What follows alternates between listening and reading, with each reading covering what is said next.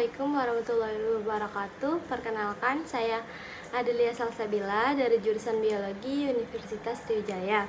Kali ini saya akan membahas tentang respirasi.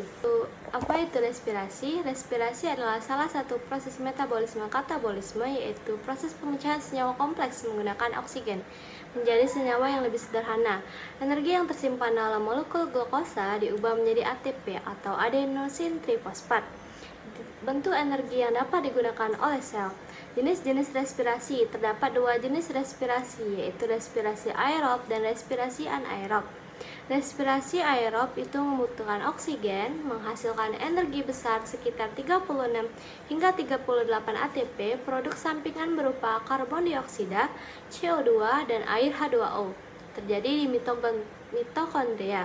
Sedangkan respirasi aerob yaitu tidak membutuhkan oksigen, menghasilkan energi yang lebih sedikit, hanya sekitar 2 ATP.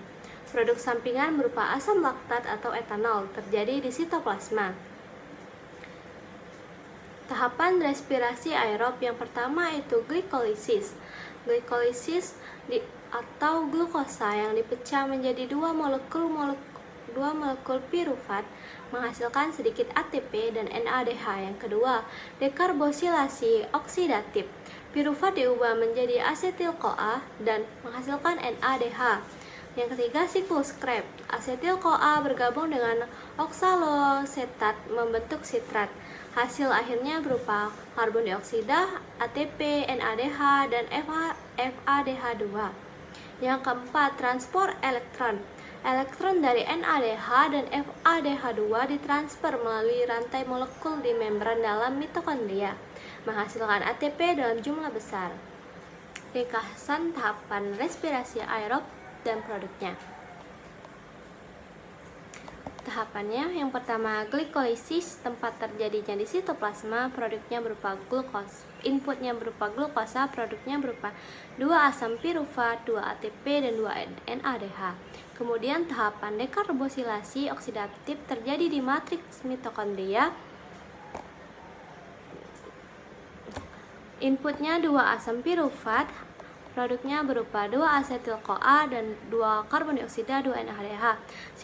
Siklus Krebs terjadi di matriks mitokondria. Input berupa 2 asetil-CoA, produknya 2 ATP, 4 karbon dioksida, 6 NADH, 2 FA2H.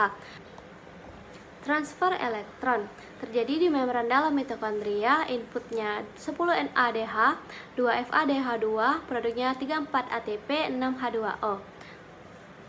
Tahapan respirasi anaerob, yang pertama glikolisis, yang kedua fermentasi. Fermentasi itu terdapat fermentasi alkohol dan fermentasi asam laktat. Fermentasi alkohol itu pirufat diubah menjadi etanol dan karbon dioksida. Fermentasi asam laktat, asam pirufat diubah menjadi asam laktat. Perbedaan respirasi aerob dan anaerob. Faktor oksigen. Aerob membutuhkan oksigen, sedangkan anaerob tidak membutuhkan oksigen. Tempat terjadinya respirasi aerob terjadi di sitoplasma dan respirasi anaerob terjadi di mitokondria. Tahapan pada respirasi aerob itu tahapannya berupa glikolisis, dekarboksilasi oksidatif, siklus Krebs, transfer elektron. Sedangkan pada anaerob itu tahapannya berupa glikolisis dan fermentasi. Energi yang dihasilkan, aerob menghasilkan 38 ATP, kalau anaerob itu menghasilkan 2 ATP. Produk akhir, aerob menghasilkan CO2 dan H2O, sedangkan anaerob menghasilkan asam laktat atau etanol. Contoh respirasi. Pada manusia dan hewan, proses mengambil dan menghembuskan napas, sedangkan pada tumbuhan respirasi terjadi dua, yaitu respirasi aerobik. Terjadi pada jaringan dengan cukup oksigen seperti daun, batang, dan akar di tanah beraserasi baik. Sedangkan respirasi aerobik terjadi saat kekurangan oksigen, misalnya akar tergenang air atau biji yang sedang berkecambah. Adapun faktor-faktor yang mempengaruhi respirasi, yang pertama, faktor internal meliputi jumlah plasma dalam sel, jumlah substrat respirasi, serta umur dan tipe tumbuhan. Jaringan muda dengan sel-sel aktif memiliki laju respirasi yang lebih tinggi. Pada faktor eksternal itu seperti suhu, kadar CO2, intensitas cahaya, kadar garam mineral, dan kadar air. Kenaikan suhu 10 derajat Celcius dapat meningkatkan laju respirasi, namun terlalu tinggi karbon dioksida justru dapat menghambatnya.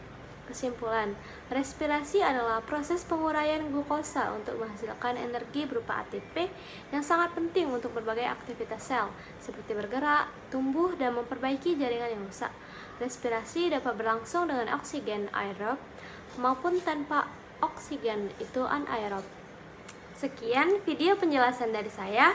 Terima kasih. Wassalamualaikum warahmatullahi wabarakatuh.